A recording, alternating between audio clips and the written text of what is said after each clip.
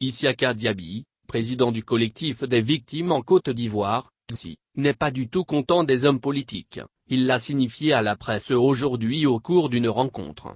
Selon lui, pour réaliser leurs objectifs politiques et bien-être social et ceux de leurs proches immédiats au détriment de la Côte d'Ivoire et des citoyens, les violentes manifestations publiques de rue et ses corollaires de destruction de biens publics et privés ont été les offres des hommes politiques aux Ivoiriens comme étant les moyens efficaces de revendication sociale et de contestation politique dès l'instauration du multipartisme dans le pays en 1990. Depuis cette période, ces hommes politiques ont également inculqué aux populations ivoiriennes entre autres, le mensonge, la délation, les dénis divers, les divisions des communautés et les instrumentalisations de ces dernières aux fins de les opposer les unes contre les autres, a-t-il ajouté.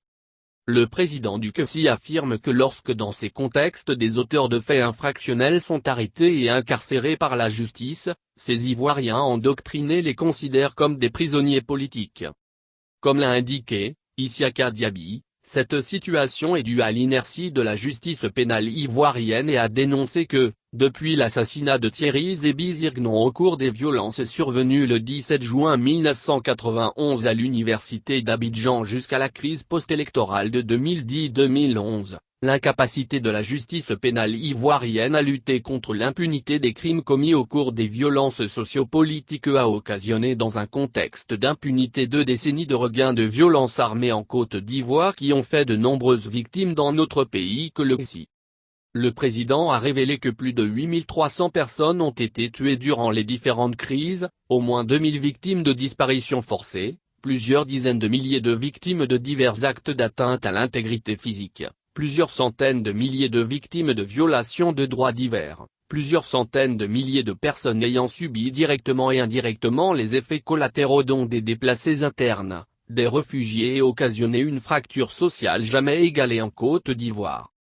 Le GCI est au regret de constater que la justice pénale ivoirienne et la Cour pénale internationale ont échoué lamentablement dans leurs différentes missions en Côte d'Ivoire et prend les communautés nationales et internationales à témoin parce qu'elles n'ont pas pu trouver des coupables pour les 3000 morts de la crise post-électorale 2010-2011.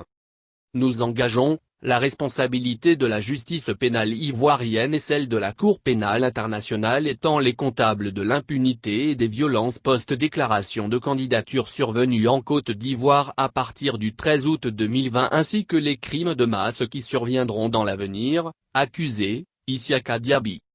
Pour mettre fin à l'impunité, les victimes se sont rendues aujourd'hui au ministère de la Justice et des Droits de l'Homme dans le but d'organiser une grève de la faim de 3 jours. Heureusement, comme l'a mentionné le président du GCI, les victimes ont été reçues et leurs doléances ont été prises en compte.